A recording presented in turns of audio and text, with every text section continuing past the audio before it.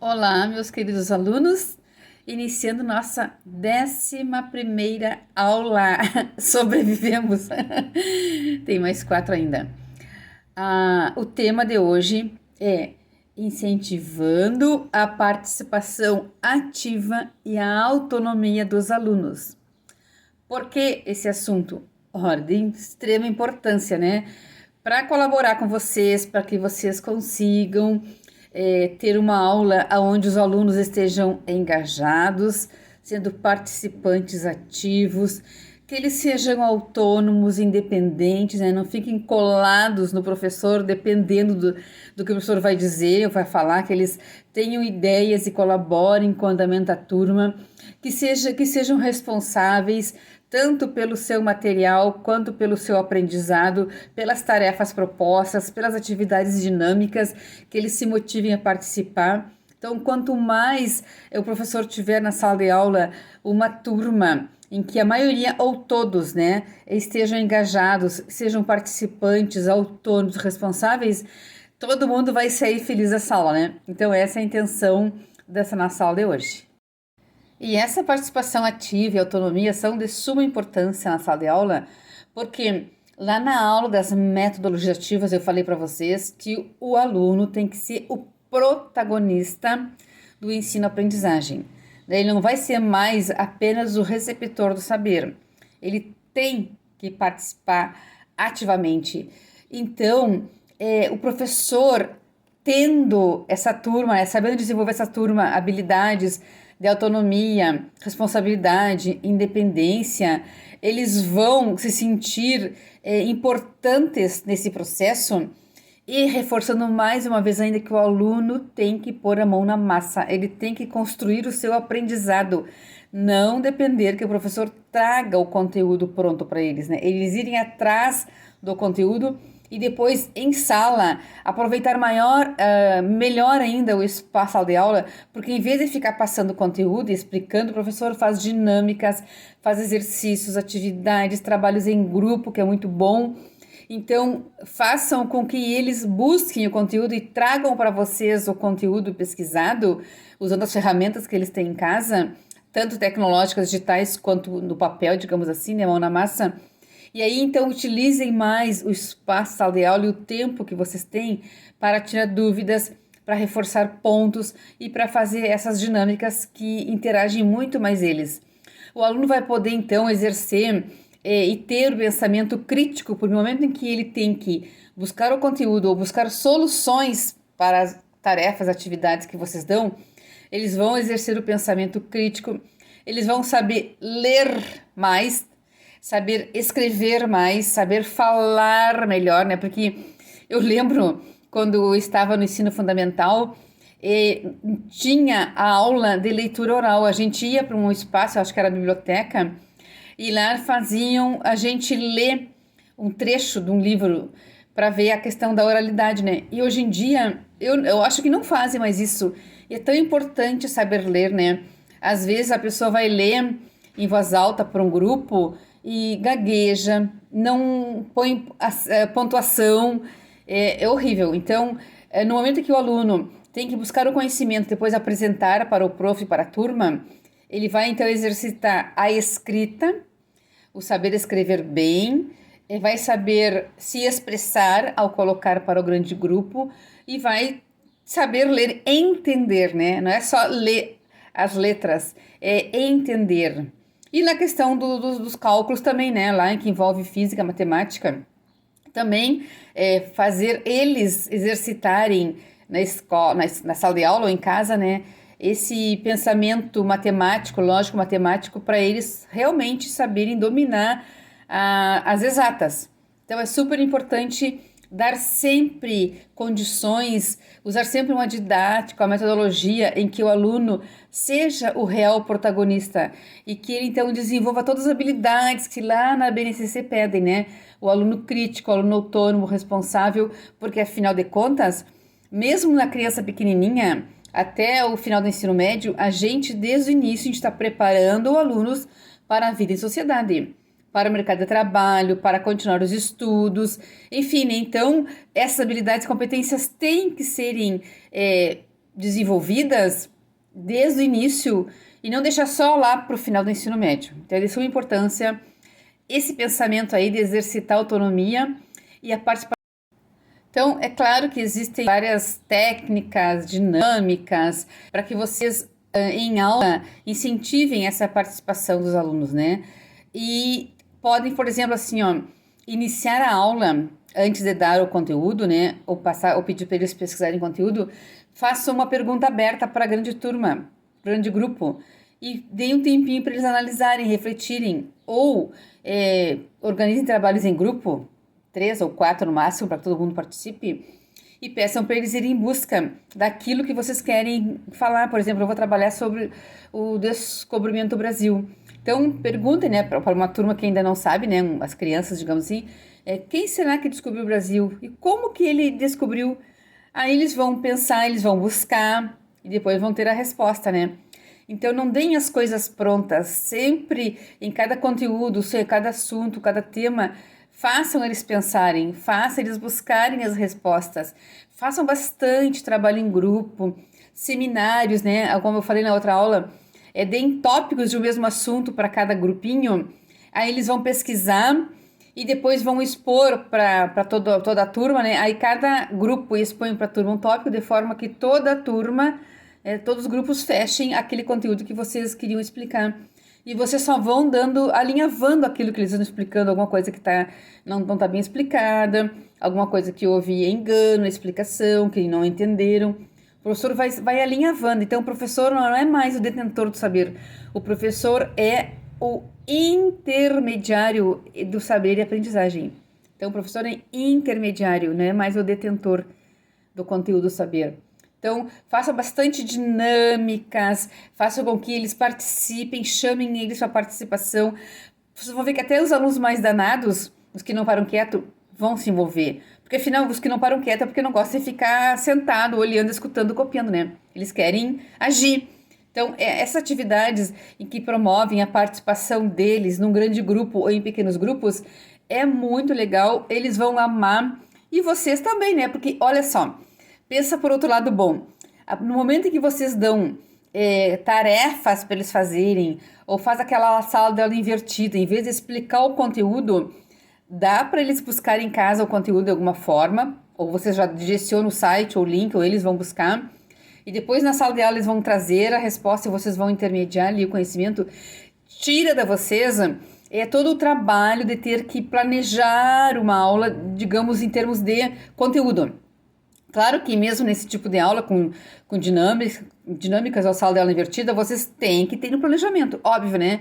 Mas eu digo planejamento do conteúdo. Não precisa mais trazer o conteúdo para passar em aula, para ver no livro, não. Eles vão ficar a cargo de buscar o conteúdo. E vocês, claro, têm que dominar o conteúdo para saber se eles estão certos ou não quando trouxerem prontinho, né, as respostas. Então, vocês ganham mais tempo em casa, não precisa preparar o conteúdo, e ganham mais tempo na aula para poder explicar e intermediar o conhecimento. Tudo é bom isso. E outra dica muito boa, infalível, é sempre, na medida do possível, relacionar o conteúdo, o assunto, o tema da aula com a realidade dos alunos ou com a sociedade como um todo, né? Porque, afinal, a coisa, quando fica muito abstrata, nem a gente que é adulto aprende, né? Tem que, de alguma forma, relacionar com alguma coisa. Vocês podem também, dentro do assunto, do tema, procurar em jornal, revista, reportagens, assunto, matérias, para trazer para eles, né, uma coisa bem pé no chão. Porque no momento que eles conseguem relacionar com algo que eles conhecem, ouviram falar, ou então vão conhecer, mas relacionando com o que acontece, com certeza o aprendizado fica mais dinâmico, mais motivador, fica, digamos, com mais cores, né? Porque é mais chamativo do que ficar apenas na teoria, tentando imaginar o que é, né? Então, sempre procurem relacionar com a realidade deles ou da sociedade como um todo e faça perguntas, e no geral, mas não chame para responder somente sempre os mais rápidos a levantar a mão para responder, né? Dá um tempo para que outros né, tenham mais tempo de pensar, porque a gente sabe que tem alunos mais rápidos, né, mais atinados para pensar, e outros são mais lentos. Então, deem tempo para que todos consigam pensar na resposta e possam também participar, porque senão fica sempre os mesmos, né, respondendo, e os outros acabam se acanhando, acabam pensando, vão achar que eu sou burro porque eu nunca consigo dar resposta. Então, dá um tempinho para que todos possam responder e depois sim escolha quem vai responder, mas não são vários, né? É bom ouvir várias versões do assunto. E é importante, claro, que os alunos exercitem e desenvolvam a habilidade de tomar decisões. Então, lembra que eu falei na outra aula de dar para cada grupo um desafio, um problema a ser resolvido, tanto da aula quanto da sociedade, né, com relacionado ao tema, assunto da aula, porque ali eles vão se juntar para resolver, para conhecer o conteúdo, vão se desafiar a achar uma solução, vão exercitar o pensamento crítico, vão relacionar com a realidade para ver o que eles podem fazer para resolver. Então, eles vão ser autônomos, responsáveis, participativos, dinâmicos. Então, essa técnica de dar para eles, então, resolver desafios é em qualquer idade, até criancinha, né? Adapta para a idade das criancinhas para elas resolverem desafios de acordo com o tema da aula, né? E em qualquer idade ou série você pode utilizar isso. Então, os alunos eles vão estar ocupados, né? Porque eles vão estar ali em grupos, que eu sempre digo, né? Grupos no máximo 4, para que todos participem. Se faz um grupo de 5 ou 6, tem lá 3 que se envolvem, os outros ficam incomodando. Então, faça grupos pequenos para que todos se envolvam e cuide para que todos se envolvam e todos participem. E lembrem na outra aula que eu falei sobre o projeto de pesquisa, né? Aprendizagem por pesquisas e também por problemas, né? É importante, assim, ó, dividam então o assunto, o conteúdo da aula em vários subtemas, vários subtópicos, e deixem que os grupinhos escolham qual tema quer abordar. Então, tipo, se são 5 grupos, tem que ter 6 subtemas, né? Para que o último não pegue o que sobrou. Também ele possa escolher. É importante o poder da escolha. Então, sempre deixa um subtema a mais do número de grupos que vocês vão organizar. E deixa que eles escolham. Escolheram, ok. Vão para o grupo e ali no grupo eles vão... Como é que eles vão começar o projeto de pesquisa? Eles vão começar com uma pergunta. Então, desse subtema que vocês escolheram, qual a pergunta inicial do projeto? Como é que vocês vão buscar a resposta? Tem que ter uma pergunta. Então, cria a pergunta inicial e depois vão atrás da resposta, ou seja, atrás do conteúdo. E depois, então, em outro momento, divide com a turma, de forma que todos vão ter acesso a todo o conteúdo, por partes de cada grupo, né? E quando eu falo nesses projetos aí de pesquisa do conteúdo, às vezes não dá numa aula só, né? Professor que trabalha por período, é muito normal que não dê num período só. Então, ele pode ocupar 3, 4, 5 aulas, né, com o aluno trabalhando nesse projeto. E também, na medida do possível, utilizem as ferramentas digitais que eu mostrei para vocês. Como eu falei, se a escola tem internet, né, em sala de aula na escola, para todo mundo usar. Então, permitam que eles levem o celular para trabalho pedagógico. E até legal, assim, para incentivar a participação e uso responsável do celular, digo assim, ó, quem fizer a tarefa certinho, os minutinhos que sobrar, podem acessar o celular no que quiser, joguinhos, né, sei lá, rede social. Então, é bom porque eles participam, aí eles fazem, né, direitinho, porque não é fazer correndo, né, por fazer, é fazer direitinho, aí tu libera para acessar o celular, né.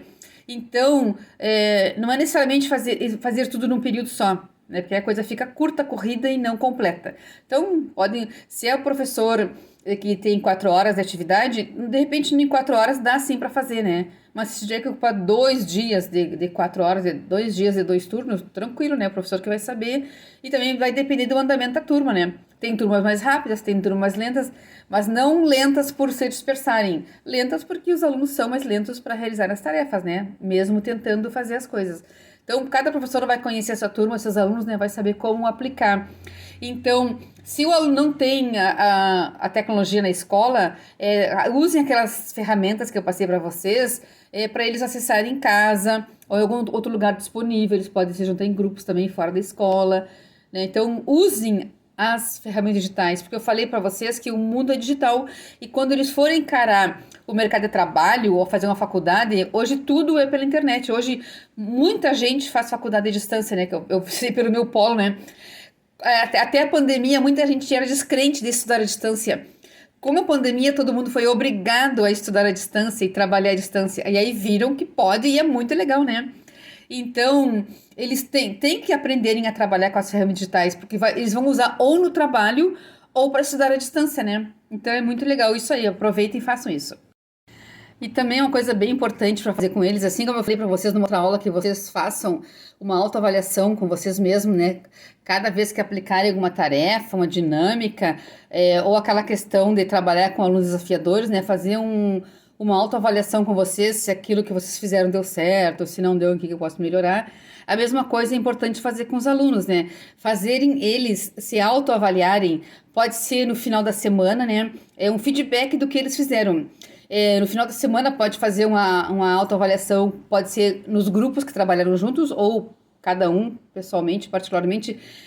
Durante a semana, o que vocês fizeram? Gostaram? O que gostaram mais? O que não gostaram? Por que não gostaram? O que não deu certo? Como gostariam de melhorar?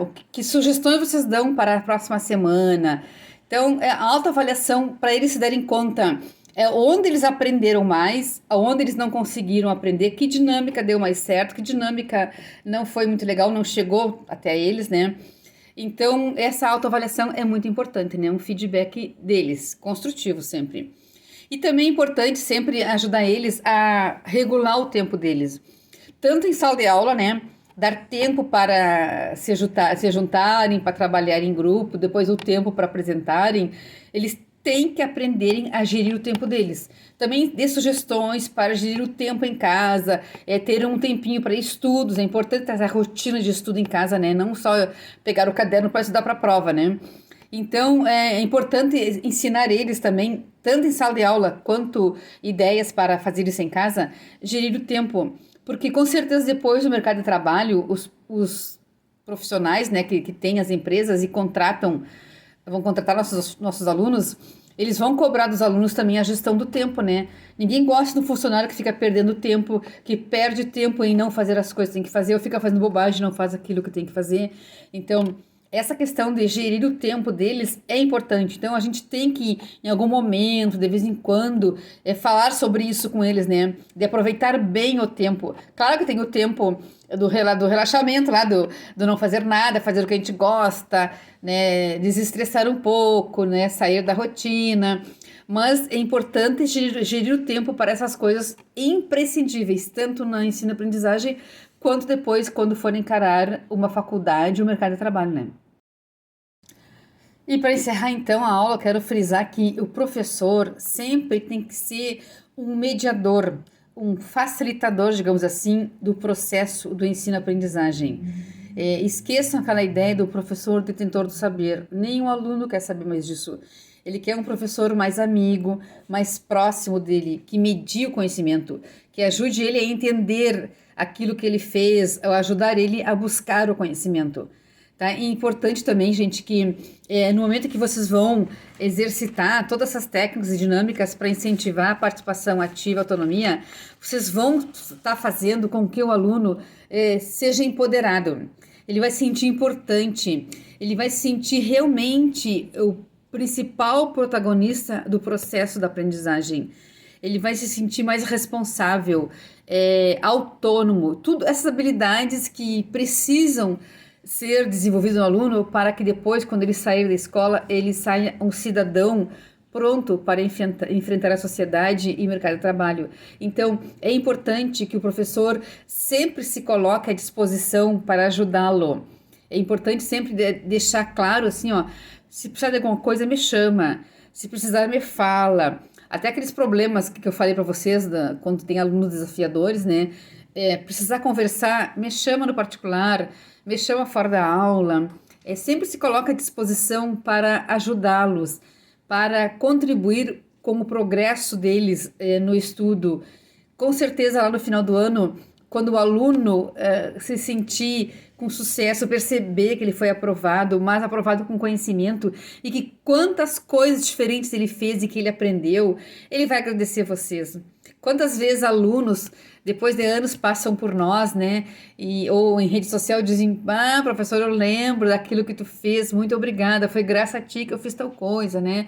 Então, é muito bom, isso é satisfatório, né? Tem coisas que o dinheiro não paga, né? Então, quando o aluno reconhece o quanto ajudou, as aulas boas que tu fez, que incentivou ele a estudar, que motivou ele a continuar em frente, isso aí é impagável. E é isso que a gente leva para a vida e que paga o nosso salário, na verdade, né? É essa importância que o aluno dá.